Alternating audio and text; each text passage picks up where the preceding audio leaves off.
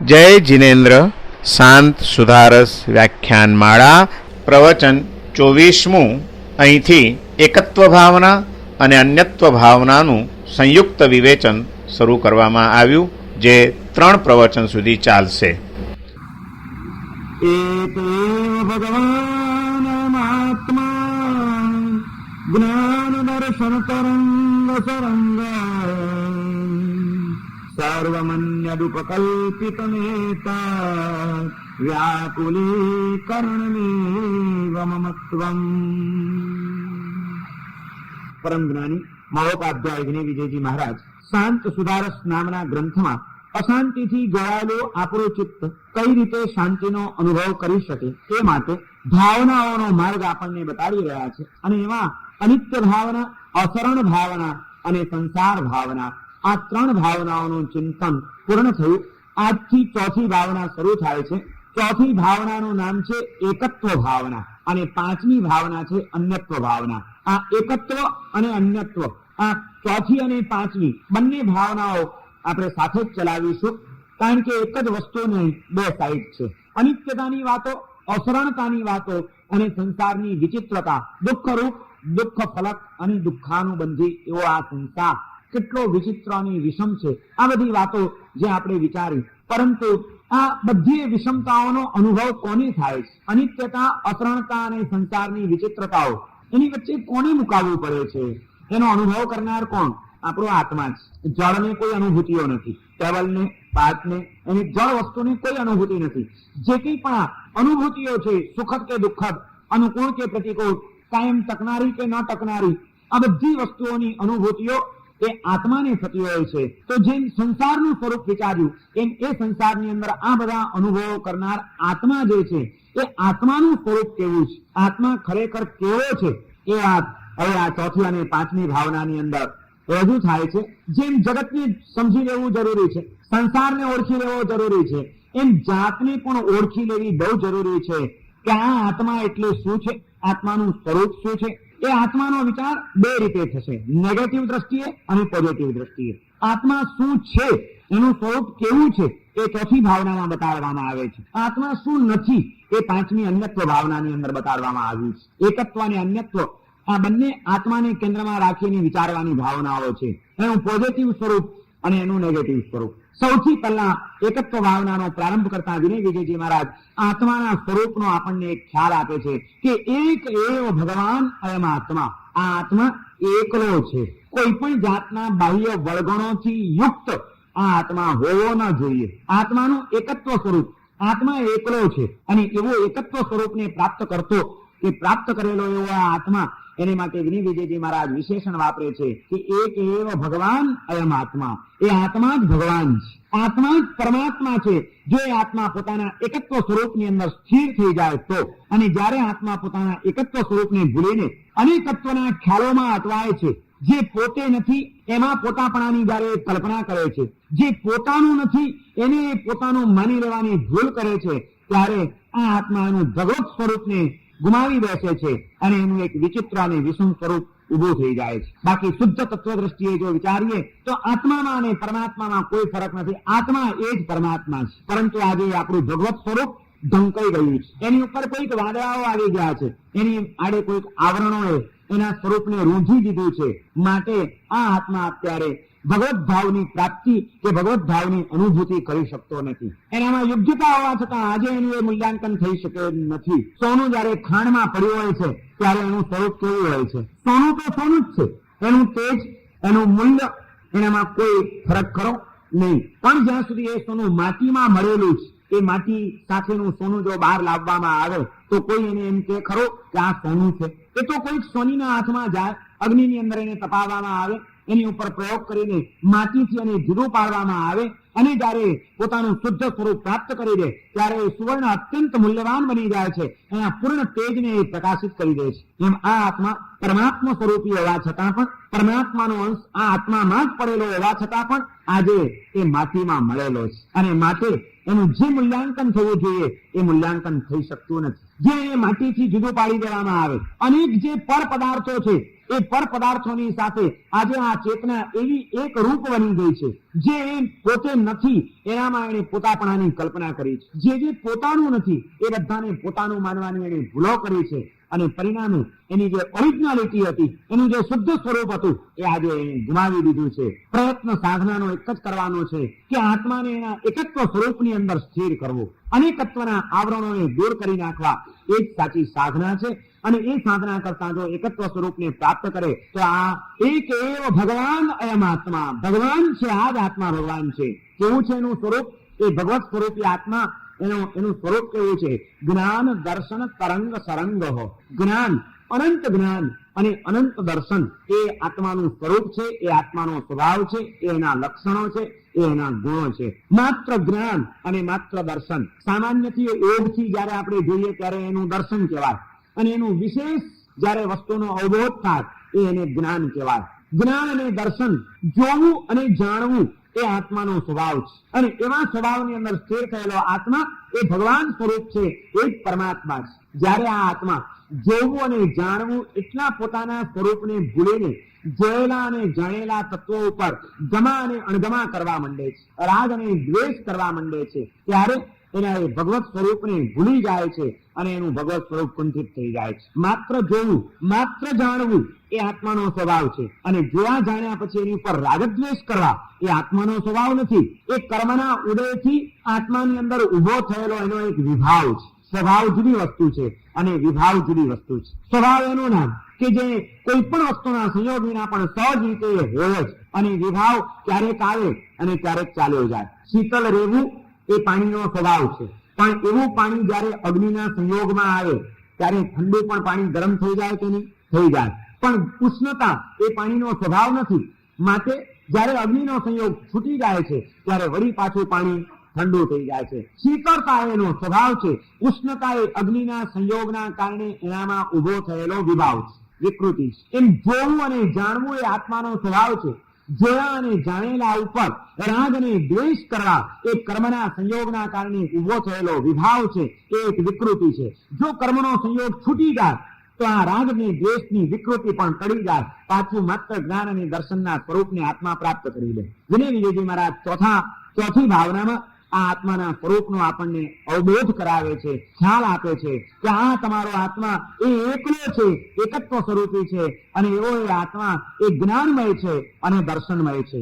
એ સિવાયનું સર્વમન્યદ ઉપકલ્પિતમ એતદ વ્યાકુલીકરણમેવ મમત્વમ. બાકીનું બધું જ જ્ઞાન અને દર્શન સ્વરૂપને ભૂલીને, એકત્વ સ્વરૂપને ભૂલીને જે કંઈ પણ ખ્યાલોમાં જે વટવાયો, જે કોઈ પણ વસ્તુઓની અંદર એને પોતાપણાની કલ્પના કરી, એ બધું શું છે?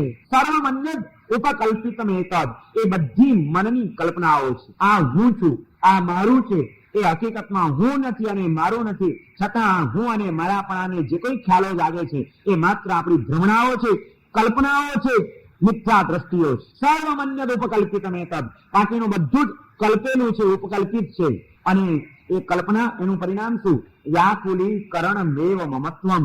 આ બધું મમત્વ, જે હું નથી અને જે મારું નથી એમાં હું અને મારું માનીને મમત્વ ભાવના જે કેળવી, એ મમત્વ વ્યાકુલીકરણમ, એ મનને વ્યાકુળ બનાવનાર છે, આત્માને વ્યથિત બનાવનાર છે. જેને ખરેખર સહજ શાંતિનો અનુભવ કરવો હોય એને પોતાના એકત્વ સ્વરૂપને પ્રાપ્ત કરી લેવું જોઈએ, પ્રગટ કરી લેવું જોઈએ, એમાં સ્થિરતા કેળવી લેવી જોઈએ અને એ સિવાયના જે કોઈ પણ કલ્પનાઓના ઝાડાઓ છે એને ભેદી નાખવા જોઈએ. એ ભેદી નાખે તો આત્મા એકલો છે, આત્મા જ્ઞાનમય છે અને દર્શનમય છે. આપણે સમગ્ર દુનિયાનો વિચાર કર્યો, પરંતુ આપણી આ એક મોટામાં મોટી કમનસીબી કે સૌનો વિચાર કરનારા આપણે આપણી જાતનો કોઈ દિવસ વિચાર જ નથી કર્યો. અનેકને ઓળખવાનો પ્રયત્ન કરનારા આપણે આપણી જાતની ઓળખાણ મેળવવા માટે કોઈ દિવસ તસ્દી જ નથી લીધી. સૌની સાથે સંબંધ બાંધનારા આપણે આપણી જાત સાથે, આપણી ચેતના સાથે સંબંધ બાંધવા માટે ક્યારેક કોઈ ડગ જ નથી માંડ્યા અને એટલા માટે જ આપણા જીવનમાં અનેક અશાંતિઓ અને અનેક સમસ્યાઓ ઊભી થઈ ગઈ છે. સમસ્યાઓથી મુક્ત થવું છે અને સહજ શાંતિને પ્રાપ્ત કરવી છે તો જ્ઞાની પુરુષો આપણને માર્ગ ચીંધે છે કે જાતને ઓળખો. જગતને ઓળખવું જેમ જરૂરી છે એમ જાતને ઓળખવી પણ બહુ જરૂરી છે અને એ જાતને ઓળખવા માટેનો આ પ્રયત્ન છે કે પોતાના સ્વરૂપનું ચિંતન કરવું પડશે કે હું એટલે કોણ. બહુ મોટું આ ચિંતન છે. દુનિયાભરની વાતોનું ચિંતન કરનારા અને દુનિયાભરની ચિંતાઓ કરનારા આપણે આપણી જાતનું ચિંતન નથી કર્યું અને આપણી પોતાની ચિંતા નથી કરી. આપણે કેટલી ચીજોનું આપણે ચિંતન કર્યું, કેટલી વસ્તુઓની ચિંતાઓના ભાર આપણે લઈને માથે લઈને ફરીએ છીએ. કોઈ દિવસ આપણે આપણા પોતાના સ્વરૂપનું ચિંતન જ ન કર્યું. ક્યારે પણ આપણે આપણી જાતને ઓળખવાનો પ્રયત્ન જ ન કર્યો. કોઈ દિવસ આપણે આપણા અંતરને પ્રશ્ન ન પૂછ્યો કે હું કોણ છું. શ્રીમદ રાજચંદ્રજીએ આ ચિંતનની પ્રેરણા કરી છે કે આ ચિંતનને હૃદયસ્થ કરી લો તો જીવનની કોઈક દિશા નવી ખુલી જશે. હું કોણ ને ક્યાંથી થયો, શું સ્વરૂપ છે મારું ખરું, કોના સંબંધે વળગણા છે, રાખું કે પરિહરું, એના વિચાર વિવેકપૂર્વક શાંત ભાવે જો કર્યા તો સર્વ આત્મિક જ્ઞાનના સિદ્ધાંત તત્વો અનુભવ્યા. હું કોણ ને ક્યાંથી થયો, શું સ્વરૂપ છે મારું ખરું. રોજ દરેકે પોતાની જાતને આ પ્રશ્ન પૂછવાની જરૂર છે કે હું કોણ, અત્યારે જે છું, જે સ્વરૂપ છે એ શું છે, હું ક્યાંથી આવ્યો, શું સ્વરૂપ છે મારું ખરું, મારું ખરું સ્વરૂપ, શુદ્ધ સ્વરૂપ શું છે. અને એ વિચાર કરતા કરતા જો શુદ્ધ સ્વરૂપ સમજાય, એને સમજવાની ભૂમિકા કેળવાય તો તરત જ ખ્યાલ આવશે કે પછી આ જે કંઈ બહારના વર્ગોનો વળગ્યા છે, દેહથી માંડીને અનેક વસ્તુઓના, કોના સંબંધે વળગણા છે, રાખવું કે પરિહરું, એ બધું હવે રાખવું છે કે એનાથી મારે મુક્ત થવું છે. આટલો વિચાર જો વિવેકપૂર્વક કરે માણસ અને શાંત ભાવે જો કરે, આના વિચાર વિવેકપૂર્વક શાંત ભાવે જો કર્યા. આપણે કદાચ વિચારો પણ કરીએ છીએ પણ અશાંત ભાવે. કોણ આપણા આત્માનું ભાઈ સ્વરૂપ શું, વાતો પણ કરતા હોઈએ છીએ અને મન પાછું બીજે પણ ભટકતું હોય છે. આપણે કોઈ દિવસ શાંત થઈને, સ્થિર થઈને, અંતરમાં ઠરીને કોઈ દિવસ આપણી જાત માટેનો કોઈ વિચાર કે ચિંતન આપણે ચલાવ્યું નથી. અને જો એ ચલાવતા આવડે તો સર્વ તત્વો, સિદ્ધાંત તત્વો અનુભવ્યા તો સિદ્ધાંતોના બધા જ તત્વો એ સમક્ષ સ્પષ્ટ થઈ ગયા વિના રહેવાના નથી. અનુભવ આ કરવાનો છે, વિચાર આ કરવાનો છે. જાતને ઓળખવા માટે અંતરમાં ડૂબકી મારવી પડશે. જગતને ઓળખવાની ઉપાધિઓ તો બહુ કરી અને જાતને ઓળખવાની સમાધિમાં લીન બની ગયા હોય. આપણે ઉપાધિઓમાં અટવાતા રહ્યા માટે સમાધિ આપણને મળી જ નહીં. બહારની જંજાળોને ઓછી કરશું અને જાતને ઓળખવાનો જો પ્રયત્ન કરશું તો પરમ સમાધિ અને શાંતિ પ્રાપ્ત થઈ ગયા વિના રહેશે નહીં.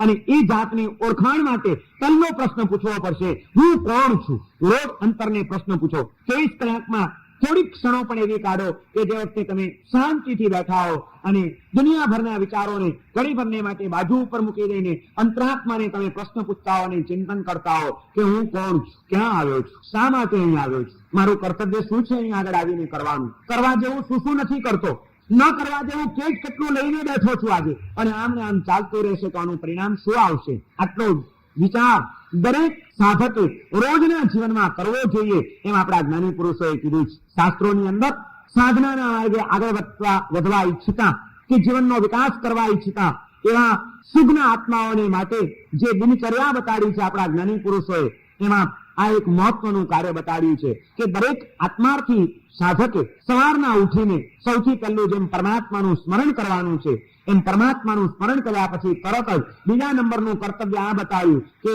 આત્મચિંતન કરવું જોઈએ. દરેક પ્રતિક્રમણાદી ક્રિયાઓ એ પછી બતાડેલી છે. પથારીમાં ઉઠ્યા પછીના પહેલા 2 કાર્યો જ્ઞાની પુરુષોએ બતાવ્યા છે શ્રાવકની દિનચર્યાનું વર્ણન કરતા. તે પહેલા પરમાત્માનું સ્મરણ કરે અને પછી આત્માનું ચિંતન કરે. અને આત્મચિંતનમાં શું કરવાનું, ચિંતન કરવાનું એટલે શું કરવાનું, તો ત્યાં આગળ આ પ્રશ્નો મૂક્યા છે કે એ પોતાની જાતને આટલા પ્રશ્નો પૂછે અને એનો જવાબ મેળવવાનો પ્રયત્ન કરે. અને એ પ્રશ્નોમાંનો પહેલો પ્રશ્ન આ છે, કોહમ, હું કોણ છું. કોહમ ઉત આયાત કિમ એસ ઉચિયમ, હું કોણ છું, ક્યાંથી અહીં આવ્યો છું, અહીં આવ્યા પછી અહીંને ઉચિત એવું મારું કર્તવ્ય શું છે, કરવા જેવું શું નથી કરતો, ન કરવા જેવું આજે મેં મારા જીવનમાં શું પકડીને બેઠો છું, શું લઈ લીધું છે અને આમ ને આમ ચાલશે તો એનું પરિણામ શું આવશે, મારે શું કરવું જોઈએ અને શું છોડવું જોઈએ. આટલો વિચાર દરેક સાધકે રોજ સવારે ઉઠીને શાંતિપૂર્વક પોતાના આત્માની અંદર ફરીને કરવો જોઈએ. આનું નામ છે આત્મચિંતન. મને એમ લાગે છે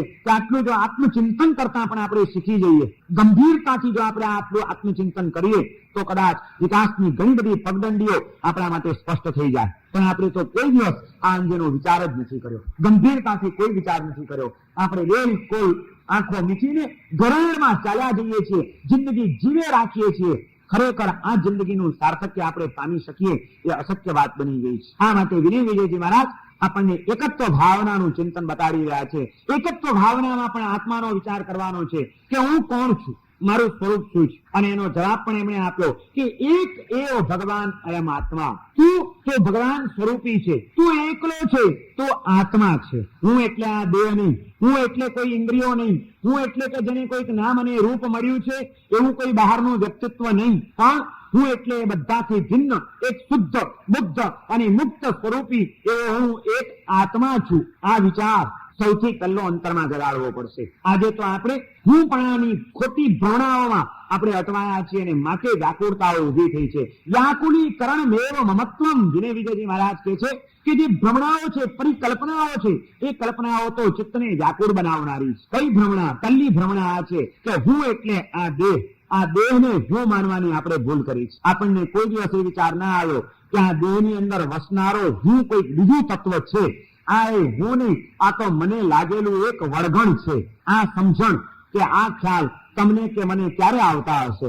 જેમ શરીરની ઉપર પહેરવાનું વસ્ત્ર એ હું નથી, પણ આપણાથી જુદું છે. કોઈ દિવસ તમે જબ્બાને હું માન્યું કે આ જબ્બો એ હું છું? નહીં, કારણ કે તમને ખબર છે કે એ હું નથી, પણ આ મારા દેહની ઉપરનું એક આવરણ છે, એને ઢાંકવા માટેનું એક વસ્ત્ર છે. હકીકતમાં એ હું નથી. રોજ હું એનો ઉપયોગ કરું છું, રોજ એને હું ધારણ કરું છું, તે છતાં આ ખમીસ એ હું નથી, એ ખ્યાલ છે. પણ હું રોજ જેનો ઉપયોગ કરું છું, રોજ જેને ધારણ કરીને ચાલુ છું, એ આ દેહ એ હું નથી, મને વળગેલું એક વળગણ છે, મેં પહેરેલું એક વસ્ત્ર છે.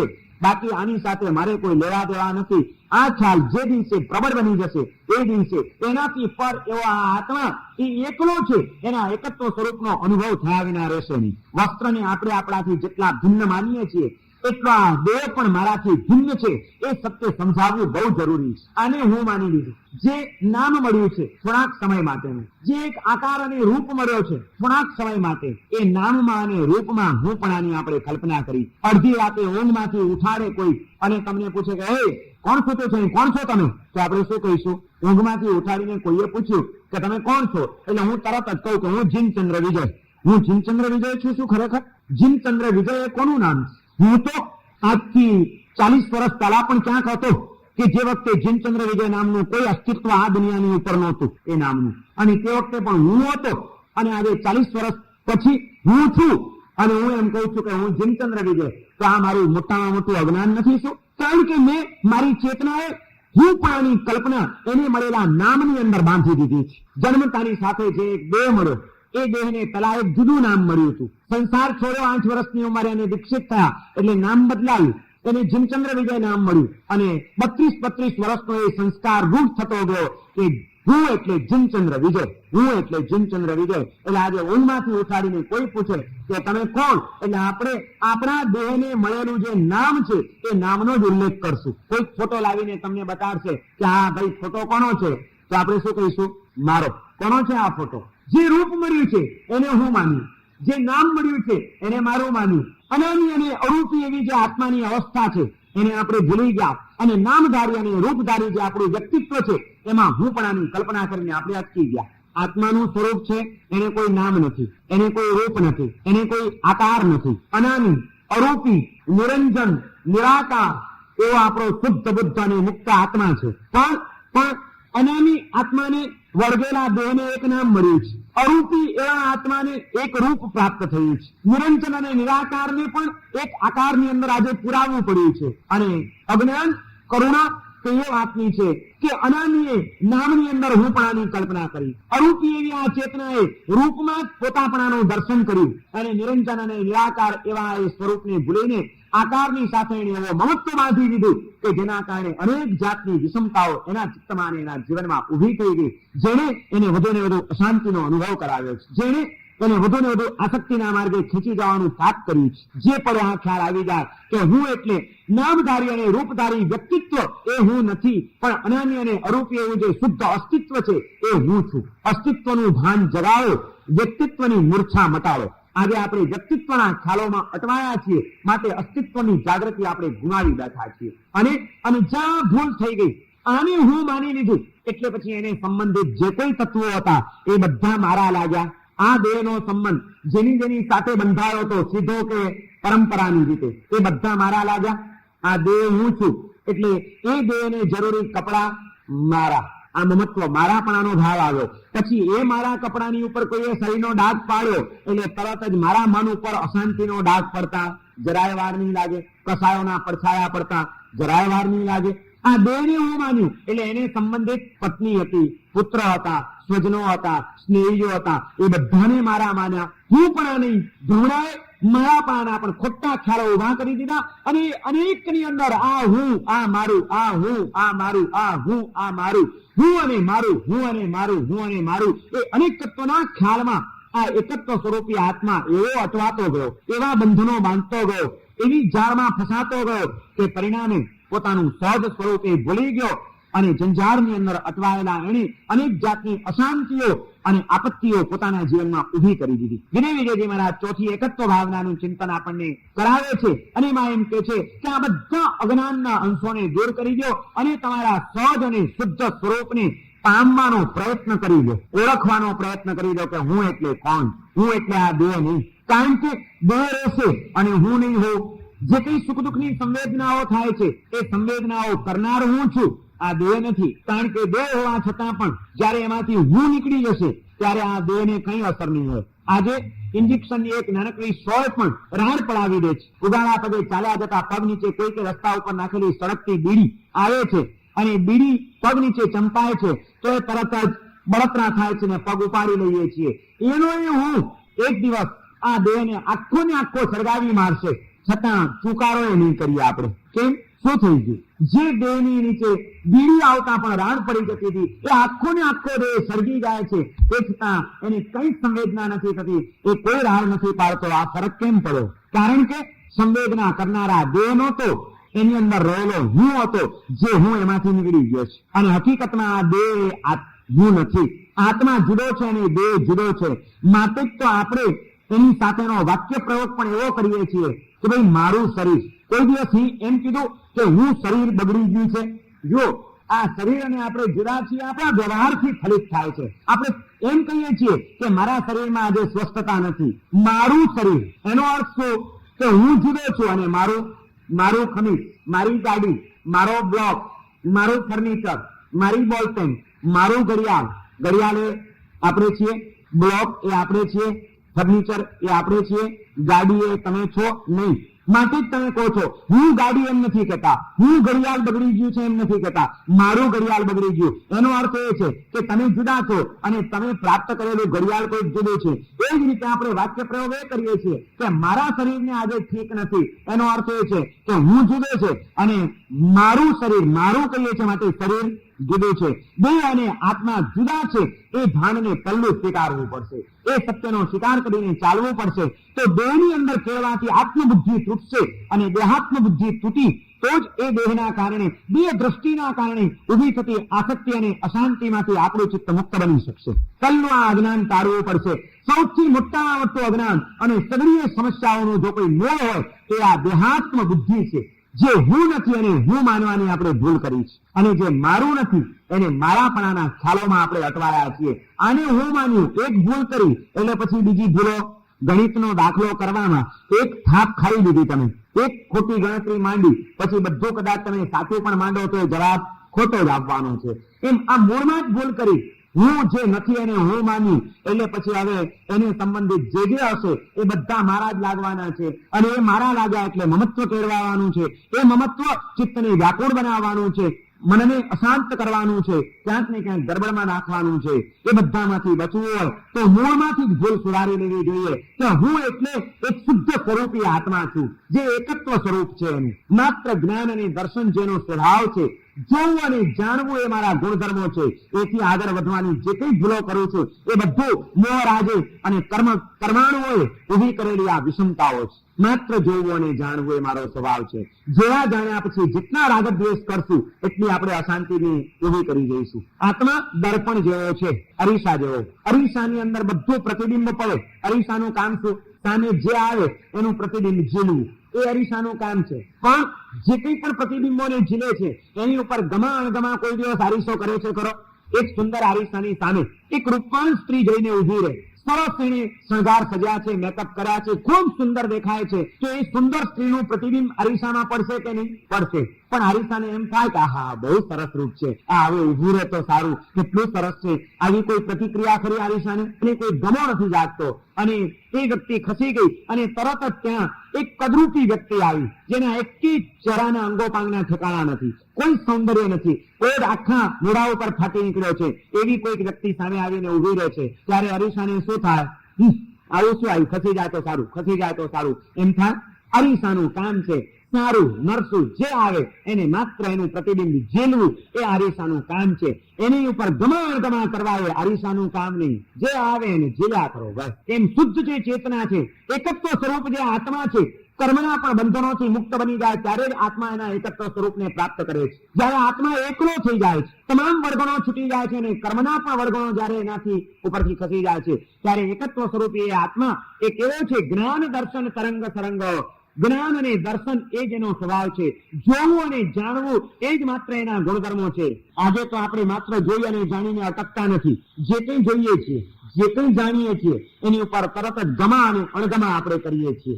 એક ચીજ જોઈ જો સુંદર હશે તો આપણને રાગ થશે, આહા બહુ સરસ, બરોબર નહીં હોય મજા નથી રહી. તરત જ મનની અંદર વિકૃતિઓ, એના પ્રત્યાઘાત, રિએક્શન ચાલુ થઈ જાય છે. આ રિએક્શન કરવા એ આત્માનો સ્વભાવ નથી અને આજે આપણે એમાં અટવાયા છીએ, માટે અશાંતિ ઉભી થઈ છે આપણા જીવનની અંદર. વિનય વિજયજી મહારાજ કહે છે આ અશાંતિને ટાળવી છે તો એકત્વ સ્વરૂપની અંદર સ્થિર થાવ, બધા વર્ગણો અને વ્યક્તિત્વના ખ્યાલોથી દૂર ખસી જાઓ અને શુદ્ધ સ્વરૂપની અંદર સ્થિર થવાનો પ્રયત્ન કરો.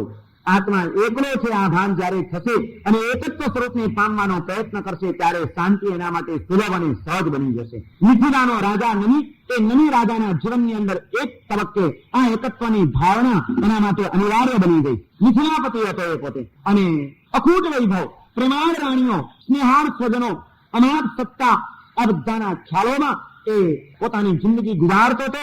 તેમાં એકાએક મહારાજા નમિ બીમાર પડે છે. આખા શરીરની અંદર ભયંકર દાહની વેદના જન્મે છે. બળતરા તો એવી થાય છે કે એનાથી સહન થતું નથી, રહેવાતું નથી, ચીસો નાખે છે. સારામાં સારા રાજ વૈદ્યો આવે છે, વૈદ્યો એના ઉપચારો શરૂ કરે છે, પણ કોઈ કહેતા કોઈ ઉપચારો કારગત નીવડતા નથી. અને એની શીતળતાનો અનુભવ કરાવવા માટે વૈદ્યોએ કીધું કે બાવણા ચંદન, ઉત્તમમાં ઉત્તમ પ્રકારનું જે ચંદન આવે એ બાવના ચંદનને લાવો અને એ ચંદનને લસોટીને એનો જો લેપ કરવાના આવે તો આ રાજાની બળતરા ઓછી થશે. તરત જ ચંદન મંગાવવામાં આવ્યું, ચંદનના ટુકડા આવી ગયા.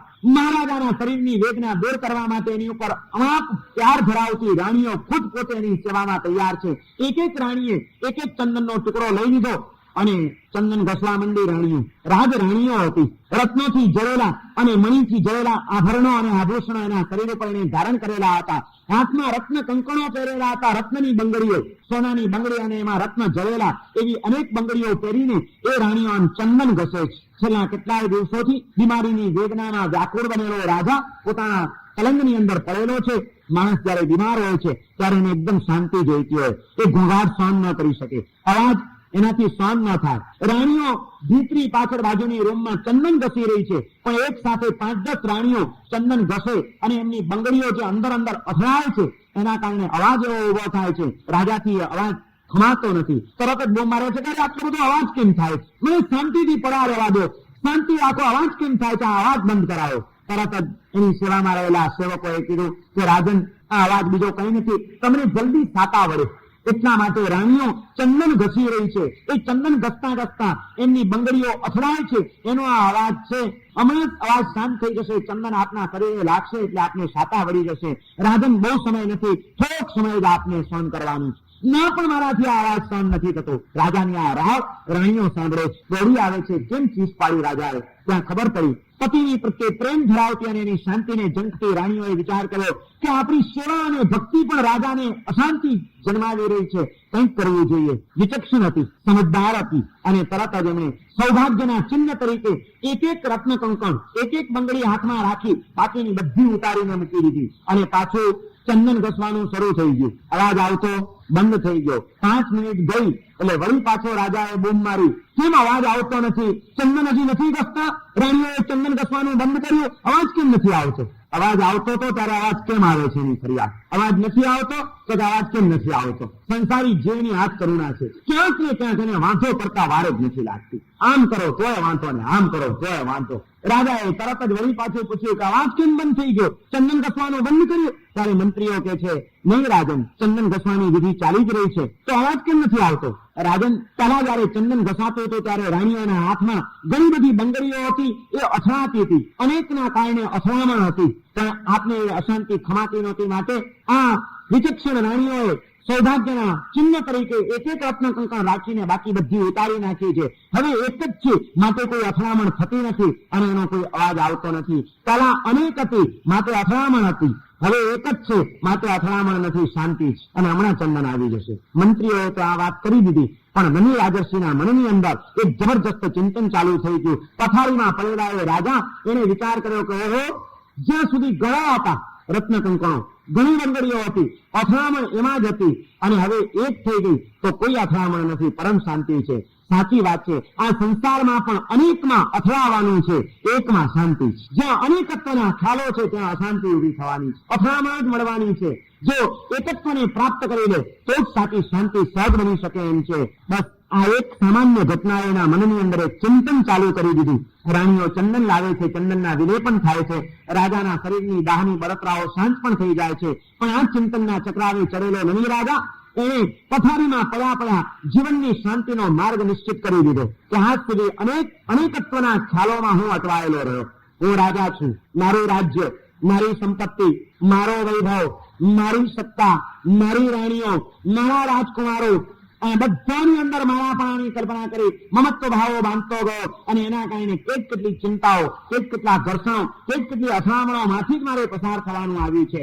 આ અનેકત્વમાં હંમેશા અશાંતિ છે, એકમાં શાંતિ છે. બસ તો એકત્વને પામવાનો માર્ગ મારે સ્વીકારી લેવો જોઈએ, અનેકત્વના વર્ગોને ઉતારી નાખવા જોઈએ. અને ઇતિહાસ એમ કે છે કે મિથિલાનો એ રાજા નની એને આ ઘટના પછી સ્વસ્થ બનીને સંસાર ત્યાગનો નિર્ણય કરી લીધો. સંસારના તમામ બળગણોને ઉતારી નાખું અને આત્માના એકત્વ સ્વરૂપને પ્રાપ્ત કરવાને માટે નીકળી પડ્યું. મહારાજા નમી રાજામતીને ઋષિ બની જાય છે, રાજર્ષિ બની જાય છે, સાધુ બની જાય છે, અને સાધનાના માર્ગે એને પોતાના ડગ માંડી દીધા. કારણ કે એને આ સત્ય સમજાઈ ગયું કે એકત્વમાં આનંદ છે, અનેકત્વમાં અશાંતિ.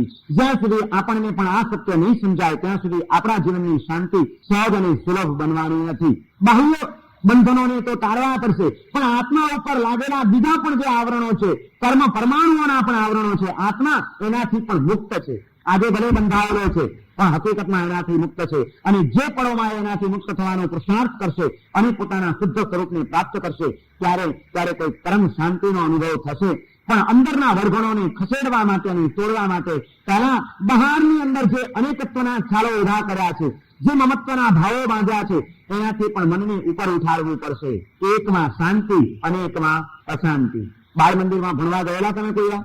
તમને ખબર છે અમારી ભારતની સંસ્કૃતિ, આ ભારતની સંસ્કૃતિ અને એનું જ્ઞાન એ ગળથુથીમાંથી આ સંસ્કારો પાતે હોય છે. હજી બાળક સમજણો થાય, એકડો ને બગડો ઘૂંટતો થાય ત્યારથી એને આ વાત સમજાવવામાં આવે છે અને ઘૂંટાડવામાં આવે છે કે ભાઈ હંમેશા અનેકમાં અશાંતિ છે ને એકમાં શાંતિ છે, માટે કોઈ દિવસ અનેક થવાની ભૂલ કરતો નહીં. બાલ મંદિરમાં ગયા હશો ત્યારે સ્લેટ અને પેન પકડાવી હશે તમને અને એકડીઓ ઘૂંટાવ્યો હશે. એમાં શું ઘૂંટાવ્યું હતું? એકડે એક, પછી બગડે એકડે એક ને બગડે બે થાવ તો બાજી બગડે. શીખ્યા? બગડે બે તમને કોઈ ઘૂંટાવ્યું તો એકમાં જ મજા છે. બગડે બે થાવ તો બગડે, એમાં કોઈ સવાલ નહીં. અને છતાં આપણે એકમાંથી બે થયા, બે માંથી એ ગુંજાળ વધારતા ગયા, પરિણામે શું મળે? શાંતિ કે અશાંતિ વધી? એક હતા ત્યારે કેટલી શાંતિ હતી, એકમાંથી બે થયા એટલે થોડીક શાંતિ ઓછી થઈ, ચિંતા અને જવાબદારીઓ વધી, બાજુ થોડી બગડી, અને એમાંથી પણ વળી અનેક થવાના ખ્યાલોમાં આગળ વધ્યા, જવાબદારીઓ વધારતા ગયા અને ગુંજાળ લાંબી કરતા ગયા. તો આપણું શિક્ષણ જ એમ કે છે, પહેલેથી આ શીખવાડે છે કે એકડે એક ને બગડે બે થશો તો બગડશે, માટે એક રહેવામાં મજા છે, કોઈ દિવસ ભૂલ કરતા નહીં. હવે તમારા છોકરાઓને શીખવાડશો કે બગડે બે, બધે ગરોડ સિવાય કઈ નથી. એકડે એક ને બગડે બે એ પણ ગરોડની જેમ જ ભણી ગયા. કોઈ દિવસ વિચાર ન કર્યો કે હું શું ગૂંઠું છું. એકડિયામાં પહેલી વાત આ ઘૂંટાડવામાં આવતી હતી અમારે ત્યાં. તો ધર્મનું અને અધ્યાત્મનું શિક્ષણ તો પછી છે. વ્યવહારિક શિક્ષણમાં પણ આ રીતે ધર્મના અને અધ્યાત્મના સિદ્ધાંતો ગૂંથાયેલા રહેતા હતા. પણ હવે તો એકડે એક ને બગડે બે ગયું, 1 2 3 આવી ગયું. આજે એવી જલસાઓ લાગી છે. મા બાપોને પણ અમારા દીકરાઓ કોન્વેન્ટ સ્કૂલમાં ભણે છે, કેજીમાં ભણે છે. માતૃભાષાની ઉપેક્ષાઓ થઈ અને ઇંગ્લિશની જલસા વધી ગઈ. હું એમ નથી કહેતો કે ઇંગ્લિશ ના ભણાવો. આજે વિશ્વની પરિસ્થિતિઓ એવી છે, સંસારના તબક્કાઓ એવા છે કે આજના જીવન વ્યવહારની અંદર આ એક બહુ મોટું પ્રબળ પરિબળ બની ગયું છે ઇંગ્લિશ ભાષા, અંગ્રેજી ભાષાએ, કે એના વિના કદાચ ન ચાલી શકે. તમે ઠીક છે, તમારા સંતાનોને એ પણ ભણાવો, પણ તમે માતૃભાષા તો ભણાવો એને. માતૃભાષાની ઉપેક્ષા કરીને વિશ્વ ભાષાને શીખવા જનારા એ કેવી ગંભીર ભૂલો કરી રહ્યા છે એનો કોઈ દિવસ વિચાર કર્યો છે કરો? અને આજે આ બધાને આ દેખાદેખી ચાલી છે. બસ ઇંગ્લિશ ભણાવો, ઇંગ્લિશમાં મૂકો, ઇંગ્લિશ મીડિયમ. પછી ગમે એટલો આગળ વધી જાય, એની પોતાની જ ઘરની માતૃભાષા આવડતી ન હોય એ બાળકોની, એ સી રીતે જીવનમાં સફળ બની શકશે? પોતાની જ માતૃભાષા સાથેનો એનો પ્યાર નહીં હોય, એનો પ્રેમ બંધાયેલો નહીં હોય, એની સૂઝબૂઝ નહીં હોય, તો કેમ સફળ બની શકશે? બીજું બધું જ શીખવાડો, પણ માતૃભાષાની ઉપેક્ષા કોઈ દિવસ નહીં કરતા, નહીં તો એ ક્યારેક મુસીબતમાં મુકાશે. આજે અનેકના જીવનની અંદર, અનેક ઘરોની અંદર આ સમસ્યા ઉભી થઈ ગઈ છે. બાળકોને ઇંગ્લિશ આવડે છે, કદાચ બીજી ભાષા સેકન્ડ લેંગ્વેજ તરીકે હિન્દી કે મરાઠી શીખતા હશે, તો એને પૂછો કે તારી પોતાની માતૃભાષા ગુજરાતી આવડે? એને એક પોસ્ટકાર્ડ વાંચતા ના આવડે, એને એક શ્લોક ગાથા વાંચતા ના આવડે. મેં ગઈકાલે વાત કરી હતી ને પ્રવચનમાં, અમેરિકાથી જે પેલા વૈજ્ઞાનિક આવ્યા હતા હમણાં, 3 કલાક બેઠા રાતના, એમણે આ જ વાત કરી કે મારા સાહેબ અત્યારે અમને લોકોને ત્યાં ધર્મની એટલી બધી અભિરુચિ વધી છે, અને એનું એક કારણ એ પણ છે કે અમે માત્ર અમારો જ વિચાર નથી કરતા. અમને અત્યારે સૌથી વધુ ચિંતા ત્યાં જો કોઈની હોય તો અમને અમારા સંતાનોની છે. અમને તો વર્ષો સુધી આ ભારતમાં થોડા ઘણા સંસ્કારો મળ્યા છે. અમે બચપણમાં પાઠશાળાઓમાં ગયા છીએ અને કંઈક શીખ્યા છીએ, અને એ સંસ્કારોના જોડે અમે તો અમારી શ્રદ્ધાને ટકાવી રાખી છે. પણ જે ત્યાં જ જન્મ્યા છે અમારા બાળકો, ત્યાંના જ વાતાવરણમાં ઉછર્યા છે, એ બાળકોને તો જૈન ધર્મ શું છે, ભગવાન મહાવીર શું છે, આત્મા અને પરમાત્મા શું છે, એની કોઈ સમજણ નથી. અને એમને ઇંગ્લિશ સિવાય બીજી કોઈ ભાષા આવડતી નથી. મારા સાહેબ, એ લોકોને અમારે કેવી રીતે શિક્ષણ આપવું, એમને અમારે કેવી રીતે આ બધા સંસ્કારો નાખવા, આ એક મોટામાં મોટી ચિંતા છે. અને અમને બીજી બાજુ એ પણ હવે ત્યાં આગળ દેખાઈ રહ્યું છે કે ધર્મના સંસ્કારો જો નહીં મળ્યા હોય જીવને, તો એ વ્યક્તિ ક્યારેય પણ જીવનને સફળ નહીં બનાવી શકે, એના જીવનમાં શાંતિ નહીં હોય, અને અમને પણ એ શાંતિ નહીં આપી શકે. ધર્મ વિનાનું જીવન નકામું છે, એ સત્ય અમને ત્યાં બહુ સારી રીતે સમજાઈ રહ્યું છે. મારા સાહેબ, ભારતના લોકોને કદાચ નહીં સમજાતું હોય, પણ અમને સમજાવ્યું છે. એને બહુ નિખાલસતાથી વાત કરી કે મારા સાહેબ, અમને તો નવાઈ લાગે છે જયારે ઇન્ડિયા આવીએ છીએ ત્યારે, કે અમે ત્યાં રહીને જે વસ્તુઓથી બચ્યા છીએ એ વસ્તુઓ અહીં આગળ છૂટથી શરૂ થઈ ગઈ છે. એને કીધું કે હમણાં હું આવ્યો, મુંબઈમાં જઈએ છીએ સગાવાલાઓની ત્યાં, તો બધાને એમ જ થાય કે અમેરિકાથી આવ્યા છે, ત્યાં આગળ રહે છે, આટલો મોટો વૈજ્ઞાનિક છે, કેવા વર્તુળમાં ને કેવા સર્કલમાં ફરતો હશે. એટલે મારા સાહેબ, ત્યાં આગળ આજ સુધી અમે હજી કોઈ પરમાથી ને હાથ લગાડ્યો નથી, અમે દારૂને ટચ કર્યો નથી, અમે ત્યાં આગળ ચુસ્ત રીતે અમારા નિયમો જાળવીએ છીએ. પણ મારા સાહેબ, જ્યાં જ્યાં ગયા ત્યાં આગળ અમને વિસ્કી અને બિયર ભરવામાં આવે છે મહેમાન ગતિમાં. એને તો એમ જ છે કે અમેરિકાથી આવ્યો એટલે દારૂ તો પીતો જ હશે ને દારૂ જ આપવો જોઈએ. એમના ઘરમાં ને એમના ફ્રીજમાં મારા સાહેબ આ બધી ચીજો આવી ગઈ છે, ને એ જોઈએ છીએ ત્યારે અમને દુઃખ થાય છે કે અમે ત્યાં રહીને જેને માટે ઝંખના કરીએ છીએ, જે સંસ્કારોને માટે, એવા સંસ્કારો અને એવું વાતાવરણ જ્યાં આગળ સુલભ છે, એવા અમારા આ બધા સાધર્મિકો, અમારા ભાઈઓ ત્યાં વાળે ચડ્યા છે, ફેશનના નામે, દેખાદેખીના નામે, શોખના નામે. આ બધું શું કરી રહ્યા છે એ મારા સાહેબ કંઈ સમજાતું નથી. અમારે અમારા બાળકોને કઈ રીતે સંસ્કાર આપવા એ આપ બતાવો. અમારે અમારા બાળકોને ગાથાઓ શીખવાડવી છે, પણ અહીંની ચોપડીઓ ત્યાં ચાલતી નથી, કારણ કે અમારા બાળકોને ગુજરાતી કે સંસ્કૃત વાંચતા નથી આવડતું. મારા સાહેબ, ઇંગ્લિશમાં કોઈ કદાચ પુસ્તકો તૈયાર કરો તો અમારા બાળકોને અમે કંઈક વંચાવી શકીએ. જો આ એક કરુણા. ગુજરાતી કુટુંબના સંતાનો પણ એને ગુજરાતી વાંચતા ના આવડે, એને ઇંગ્લિશ હોય તો જે વાંચી શકે. આ આપણી કઈ જાતની ઉપેક્ષા છે? શું શીખવાડ્યું છે? અને જે માતૃભાષાના સંસ્કારો હોય છે, માતૃભાષામાં જે ગળથુથીની અંદર વાતો મળતી હોય છે, એ બીજો નહીં મળે એ વાત પણ તમે સમજી રાખજો. ગમે એટલું શિક્ષણ ઉચ્ચ કક્ષાનું હશે, પણ આપણી જે જૂની કવિતાઓ હતી, એ કવિતાઓમાં જે સરસ મજાની વાતો હતી, એ વાતો આજે તમને ક્યાં જોવા મળશે? આજનું નાનું બાળક એ અમારી પાસે ઘણા મા બાપો લઈને આવતા હોય છે, અને પછી કે મારા સાહેબને પોએટ્રી સંભળાવ, એટલે પોએટ્રી સંભળાવે, ટ્વિંકલ ટ્વિંકલ. શું એનો પોએટ્રીનો અર્થ તો એને પૂછો. અરે અમારે ત્યાંની તો કવિતાઓ કેવી હતી કે બાળક સાવ નાનકડું હોય, અબૂઝ અને અભણ હોય, કઈ સમજતો ન હોય, તે છતાં એ પ્રાથમિક તબક્કામાં પણ બાળકોને કવિતાઓ દ્વારા પણ સંસ્કાર મળી જતા હતા. કેવી હતી કવિતાઓ? તમે તો શીખ્યા હશો, તમારા બાળકોને કોઈ દિવસ શીખવાડી છે ખરી? હે ઈશ્વર ભજીએ તને, મોટું તારું નામ, ગુણ તમારા ગાઈએ. એને પહેલેથી પરમાત્માની ભક્તિના સંસ્કાર પડતા હતા, એને બચપણમાંથી જીવ દયાના સંસ્કાર પડતા હતા. અમારી કવિતાઓ કેવી બનાવતા હતા કવિઓ પણ? કાળી કે કૂતરીને આવ્યા ગલોડિયા, બે કાળા ને બે ઘોડિયાઓ જી. આ કોઈ ગલોડિયાની વાતો નહોતી રમાડવાની, પણ એ દ્વારા બાળકની અંદર સંસ્કાર નાખવામાં આવતા હતા કે આ કૂતરાના બચ્ચા, કૂતરીના બચ્ચા, ગલોડિયા, એ ગલોડિયામાં પણ આપણી જેવો જીવ છે. ચાલો આપણે ગલોડિયાને રમાડવા જઈએ, ચાલો એને દૂધ પીવડાવીએ, ચાલો એને ઠંડી લાગે છે તો કંટાનો ઉઢાડીએ. એનામાં જીવ દયાના સંસ્કાર, કરુણાના સંસ્કાર, બીજાના સુખે સુખી અને દુઃખે દુઃખી થવાના સંસ્કાર આ કવિતાઓના માધ્યમ દ્વારા અવ્યક્ત રીતે પણ એ બાળકોમાં પડી જતા હતા. આજે આવી કવિતાઓ તમારા બાળકોને આવડે ખરી? શું મેળવ્યું? માતૃભાષાની ઉપેક્ષાઓ કરીને શું મેળવ્યું? મારે ખરેખર તમને બધાને કહેવું છે કે તમે વ્યવહારિક ભૂમિકાએ જેટલી તમારી જરૂરિયાતો તમને સમજાતી હોય એ રીતે તમે ભલે પ્રયત્નો કરો, પણ આ પાયાની વાતોની વિપેક્ષા નહીં કરતા, નહીં તો તમારા બાળકોનું અહિત થઈ જશે. એમના સંસ્કારોની પણ ચિંતા તમારે જ કરવી પડશે. તમે એને સેકન્ડ લેંગ્વેજ તરીકે ભલે કદાચ અંગ્રેજી ભણાવો, એ માટે ટ્યુશન રાખીને સારામાં સારું એનું અંગ્રેજી થાય એ માટેનો પણ પ્રયત્ન કરો, પણ મૂળ શિક્ષણ તો એને માતૃભાષામાં આપવાનો આગ્રહ રાખો. કોન્વેન્ટ સ્કૂલોમાં મોકલીને તમે એને શું મેળવ્યું? ત્યાં આગળ રોજ એ શું શીખશે? આમ જ કરતો હશે. આજના છોકરાઓ આમ કરતા શીખી ગયા છે. એને ખમાસમનું કેમ આપવું એ નથી આવડતું, એને પ્રેયર કેમ કરવી એ આવડે છે. વાંધો નથી, હું કહું ઠીક છે, એની સાથે પણ મને કોઈ વાંધો નથી. કોઈ પણ રીતે પરમાત્માને યાદ કરે એની સાથે વાંધો નથી. પણ જે આપણા પરમ શ્રદ્ધેય છે એ ભગવાનના હવીરને ભૂલી જાય, એ શ્રી કૃષ્ણને ભૂલી જાય, એ રામને ભૂલી જાય અને એ બધા માટે એનું બહુમાન એના હૃદયમાં ક્યારેય પણ ન જન્મે. એવા તબક્કે તો આપણે આપણા બાળકોને ન મૂકીએ. એને મૂળભૂત સંસ્કારો તો તમે કંઈક આપો, કંઈ આપણે વિચારશું જ નહીં, એ માટેના કોઈ પ્રયત્નો આપણે કરીશું નહીં. આજના જૈન સમાજને માટે ઘણા બધા કાર્યો પડ્યા છે, નજર સામે કરવાના હોય તો. આજના બાળકો એમના સંસ્કારો ટકી રહે એ માટે પણ ઘણું બધું કરવું જરૂરી છે. જૈન સમાજ ઉત્સવ મહોત્સવો કર્યા કરશે, જૈન સમાજ આડંબરોમાં જ રાચ્યા કરશે અને જૈન સમાજ બહારની વાવામાં જ જો ચાલ્યો જશે તો મને એમ લાગે છે કે આવતીકાલે કદાચ જૈન સમાજનું અને જૈન સંઘનું ગૌરવ થોડુંક ખંડિત થશે. આ બધું કરીએ, બાળકોને સંસ્કાર મળે એ માટે બાળ સાહિત્ય ઉભું કરવાનો વિચાર જૈન સમાજને કેમ નહીં આવતો હોય? અઢળક મબલક કથા સાહિત્ય પડ્યું છે જૈન સંસ્કૃતિની અંદર. એ કથા સાહિત્યની બાળ ભોગ્ય શૈલીમાં સારામાં સારા લેખકો દ્વારા લખાવીને સહજ અને સરળ રીતે પ્રસાર અને પ્રચાર કરવાનો કેમ કોઈ પ્રયત્ન કરવામાં નથી આવતો? જે કથાના માધ્યમ દ્વારા પણ બાળકોને કંઈક આદર્શો મળે, સંસ્કારો મળે, એવો કોઈ પ્રયત્ન આપણે ક્યારે પણ કર્યો?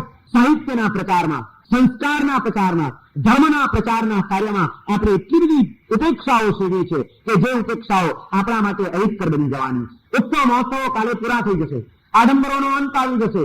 બાળકોના જીવન આજના તમારા નાખેલા સંસ્કારોના આધારે આવતીકાલે ઉભા થવાના છે. એ બાળકોને ઘર સુધીમાંથી એવા સંસ્કારો આપો કે કાલનો એ જૈન સંઘ એક શ્રદ્ધાવાન સંઘ બને, કાલની એ યુવાન પેઢી સંસ્કારી અને સંઘની પેઢી બને. એ માટે આપણે શું કંઈ જ નહીં કરીએ, એ માટેના કોઈ પ્રયત્નો કરવાના આપણને સૂઝ્યા છે. બાળકો માટે એનું ઇંગ્લિશ કાચું ન રહેવું જોઈએ, તેનું ગણિત કાચું ન રહેવું જોઈએ. એને માટેનું ટ્યુશન રાખનારા મા બાપોએ બાળકોના સંસ્કારોમાં કોઈ કચાશ ન રહેવી જોઈએ, ધાર્મિકતાના જ્ઞાનમાં એની પીછેહટ ન થવી જોઈએ. એને માટે કોઈ ટ્યુશન રાખ્યા છે ખરા? એને માટે અમે પૈસા ખર્ચવા તૈયાર નથી. બાળકોને પિક્ચર બતાડવા માટે અમે તૈયાર છીએ, પણ બાળકોને સંસ્કાર પડે એવા કોઈક પિક્ચરો, એવી કોઈક કેસેટો, એવું કંઈક બતાડવા માટે અમે પ્રયત્ન કરશું. એ માટે કોઈ દિવસ ચિંતા સેવી છે કરી? શું આપણે પ્રયત્નો કર્યા છે? બાળકોને હરવા ફરવાની જગ્યાએ ઘણી વાર લઈ જાઓ છો, ક્યારેક એવા નાના બાળકોને કોઈ તીર્થસ્થળોમાં લઈ જાઓ. એ તીર્થસ્થળોમાં એમને દર્શન કરાવો, એને પરિચય કરાવો કે જ્યાં આપણા તીર્થ કહેવાય, આ તીર્થ આ વ્યક્તિએ બંધાવ્યું છે, એની પાછળ એની આવી ધર્મ ભાવના હતી, એ આપણા પૂર્વજોના ઇતિહાસની કથાઓ એને સંભળાવો અને સમજાવો તો એ બાળકોને કંઈક ગૌરવ જાગશે કે અમારા પૂર્વજો આવા હતા, એમણે આવા મહાન કાર્યો કર્યા, ઓહો અમે એમના વારસદારો છીએ, અમારે પણ આ ભગવાનની ભક્તિ કરવી જોઈએ. એનામાં એ રીતે સંસ્કારો પડશે. પ્રયત્નો કયા કર્યા? હિલ સ્ટેશનો ઉપર તો કાયમ લઈ જાઓ છો, તીર્થ સ્થળોમાં લઈ જઈને તીર્થોના પરિચયો કરાવો. તીર્થ સ્થળોમાં એ લઈ જાઓ છો બાળકોને, પણ ત્યાં લઈ જઈને એ તીર્થનો પરિચય કેટલી વાર આપ્યો એમને? એ તીર્થનો ઇતિહાસ ક્યારે સમજાવ્યો અને સંભળાવ્યો એમને? ત્યાં જઈને પણ વળી એને બોલ બેટ જ રમવા બેસાડી દીધા, ત્યાં જઈને પણ તમે એની સાથે પત્તા જ રમવા માટે બેસી ગયા. એવા તીર્થ સ્થળોમાં જઈને પણ શું કમાયા આપણે? કઈ વિચાર નહીં કરે આપણો જૈન સમાજ, કઈ જ વિચાર નહીં કરે, એની ગ્રોડમાં જ ચાલ્યા જશે. કંઈક તો વિચારો કે કયું આપણું આ અદભુત તત્વજ્ઞાન છે, જીવનની પરમ શાંતિને પવારી દેતી કેવી અદભુત વાતો આપણા જ્ઞાની પુરુષોએ આપેલી છે. અને એવો વારસો જેને મળ્યો છે એ પોતાની અને પોતાના પરિવારની જો આ ચિંતાઓ નહીં કરે તો કાલ કેવી ઉગશે? ગંભીરતાથી આ બધી વાતોને વિચારવાની જરૂર છે. એ માટે પ્રયત્ન કરવાની જરૂર છે. શારીરિક શક્તિ લગાડવી હોય તો એ ક્ષેત્રમાં લગાડો. સંપત્તિનો વ્યય કરવો હોય તો આ માટે કરો હવે કે પરિવારની વ્યક્તિઓના ધર્મના સંસ્કારો વધે, ગૌરવ વધે, કંઈક સાચી સમજણ વધે, જ્ઞાનનો પ્રચાર થાય. નહીં તો જ્ઞાન વિનાની ક્રિયાઓ જળ થઈ જવાની છે. જ્ઞાન વિનાની ક્રિયાઓ શૂન્ય પરિણામ લાવનારી બની જવાની છે. આજે ક્રિયાઓ ઉપર થોડું ઘણું પણ હજી લક્ષ્ય અપાયું છે, પણ જ્ઞાનની ભયંકર ઉપેક્ષાઓ થઈ અને એ જ્ઞાનની ઉપેક્ષાઓ, જ્ઞાન શૂન્ય ક્રિયાઓએ કોઈ પરિણામ આજે આપ્યું નથી. આપણા સમાજની અવિધિઓથી ખરડાયેલી છે આપણી ક્રિયાઓ, અસાધનાઓથી ભરપૂર છે આપણી આરાધનાઓ. અને એવી ક્રિયાઓને એવી આરાધનાઓ દ્વારા આપણે શું પામી શકશું, શું મેળવી શકશું, કયું પરિણામ આપણે જોઈ શકશું? જરાક દરેક ચીજમાં ઊંડા ઉતરવાની જરૂર છે. ગરેડમાં તો આજ સુધી બહુ ચાલ્યા, હવે જરાક વિચારક બનો, એક એક વસ્તુને ઊંડાણથી વિચારો અને પછી જે અવસરે જે ઉચિત લાગે એવા પરિવર્તનો કરવાની તૈયારી સાથે ડગ માંડતા જાઓ તો સંસ્કૃતિનું ભવિષ્ય ઘણું ઉજ્જવળ છે. જૈન ધર્મનું ભાવિ ઘણું ઉજ્જવળ છે. જો આપણને બનાવતા આવડશે તો, નહીં આવડે તો આપણે એવી કોઈ ગંભીર ભૂલો કરી દઈશું કે જેમાંથી પાછા વળવું તમારા, અમારા, આપણા બધાને માટે બહુ મુશ્કેલ ભર્યું હશે. આવી મુશ્કેલીઓ ઉભી ન થાય એ માટે આ ચિંતન કરવા પડશે. સૌથી પહેલા પોતાની ભૂમિકા તૈયાર કરવી પડશે. દેહધારી અને રૂપધારી વ્યક્તિત્વના ખ્યાલોમાં અટવાયેલા આપણે અનામી અને અરૂપી એવા આત્મ સ્વરૂપને પામવાનો કે આત્માની ઓળખાણ અનેકને કરાવવાનો પ્રયત્ન કઈ રીતે કરી શકશું? પહેલા આપણે આપણી જાતને ઓળખીએ, આપણે આપણા સ્વરૂપને પામવાનો પ્રયત્ન કરીએ, આપણે આપણામાં ઠરવા માટેનો કોઈ માર્ગ પકડીએ, એ બહુ જરૂરી છે. અને એવી આત્માની ઓળખાણ, આત્માનું સ્વરૂપ કેવું છે, આત્મા કેવી રીતે એકલો છે, અનેક તત્વના ખ્યાલોમાં એ ક્યાં ક્યાં અને કેવી કેવી રીતે અટવાયો છે અને એના પરિણામે કેવી કેવી અશાંતિ એના જીવનમાં ઉભી થાય છે, એ વાતો વિનય વિજયજી મહારાજ આ 4th અને 5મી ભાવનામાં બતાવે છે. આ અંગેની વધુ વિચારણા આપણે આવતીકાલે કરીશું. આજનું પ્રવચન અહીં આગળ પૂર્ણ થાય છે. સર્વમંગલમાંગલ્યમ સર્વકલ્યાણકારણમ પ્રધાનમ સર્વધર્માણામ જૈનમ જયતિ શાસનમ.